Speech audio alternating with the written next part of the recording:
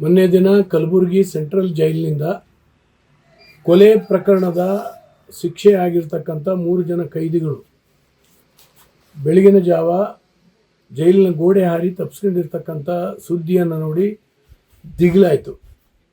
ಕಾರಣ ಜೈಲುಗಳ ಅವ್ಯವಸ್ಥೆ ಸರಿಪಡಿಸುವ ಅವಶ್ಯಕತೆ ಇದೆ. ನಾನು ಗೃಹ ಸಚಿವನಾಗಿದ್ದಾಗಲೂ ಕೂಡ ಬೆಂಗಳೂರಿನಲ್ಲಿ ಒಂದು ಸಣ್ಣ ಘಟನೆ, ಅಲ್ಲಿ ಪಾರ್ಟಿ ಮಾಡಿರ್ತಕ್ಕಂಥ ಘಟನೆ ನಡೆದಿತ್ತು.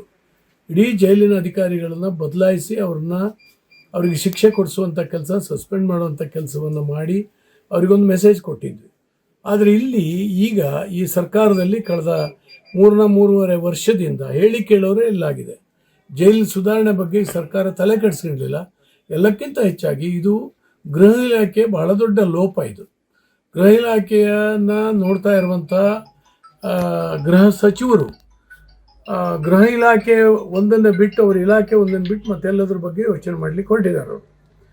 ಅದರಿಂದ ಗೃಹ ಇಲಾಖೆಯನ್ನು ಇಲ್ಲ ಬೇರೆ ಯಾರಿಗಾರು ವಹಿಸ್ಕೊಡ್ಬೇಕು, ಇಲ್ಲದೇ ಅವರು ಗೃಹ ಇಲಾಖೆಯನ್ನು ಸಮಸ್ತವಾಗಿ ನಿಭಾಯಿಸುವ ಹಾಗೆ ವ್ಯವಸ್ಥೆ ಆಗಬೇಕು. ಇಲ್ಲದೇ ಇದ್ದರೆ ಈ ತಾಲೂಕಿನ ಶಾಂತಿ ಸುವ್ಯವಸ್ಥೆ, ಈ ರಾಜ್ಯದ ಶಾಂತಿ ಸುವ್ಯವಸ್ಥೆ ಹದಗೆಡುತ್ತೆ.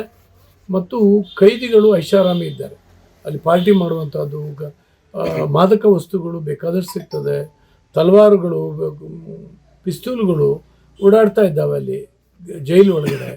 ಇದು ಪರಿಸ್ಥಿತಿ ಹೀಗೆ ಮುಂದುವರೆದರೆ ಕರ್ನಾಟಕ ರಾಜ್ಯಕ್ಕೆ ಭಾಳ ಕಳಂಕ ಬರ್ತದೆ. ತಕ್ಷಣ ಇದರ ಬಗ್ಗೆ ಎಚ್ಚೆತ್ತುಕೊಳ್ಳುವಂಥ ಅವಶ್ಯಕತೆ ಇದೆ. ಹೋಮ್ ಮಿನಿಸ್ಟ್ರು ಹೇಗೋ ಏನೋ ಇರ್ಬೋದು ಅಂತೇಳಿ ಹೇಳಲಿಕ್ಕಾಗೋದಿಲ್ಲ. ಹೋಮ್ ಮಿನಿಸ್ಟ್ರ್ ಜವಾಬ್ದಾರಿ ತುಂಬ ದೊಡ್ಡದಿದೆ. ಈ ದೇಶ, ಈ ರಾಜ್ಯದ ಶಾಂತಿ ಸುವ್ಯವಸ್ಥೆಯನ್ನು ಕಾಪಾಡಬೇಕು. ಮಾನವ ಪ್ರಾಣದ ಒಂದು ಕಾಪಾಡುವಲ್ಲಿ ಹೋಮ್ ಮಿನಿಸ್ಟ್ರು ವಿಶೇಷವಾದಂಥ ಕಾಳಜಿಯನ್ನು ವಹಿಸಬೇಕಾಗ್ತದೆ. ಈ ನಿಟ್ಟಿನಲ್ಲಿ ಅವ್ರು ಮಾಡಬೇಕು, ಇಲ್ಲದಿದ್ದರೆ ಆ ಅಧಿಕಾರದಿಂದ ಬಿಟ್ಟು ಇಳಿಬೇಕು ಅನ್ನುವಂಥ ಮಾತನ್ನು ನಾನು ಈ ಸಂದರ್ಭದಲ್ಲಿ ಹೇಳ್ತಾ ಇದ್ದೇನೆ.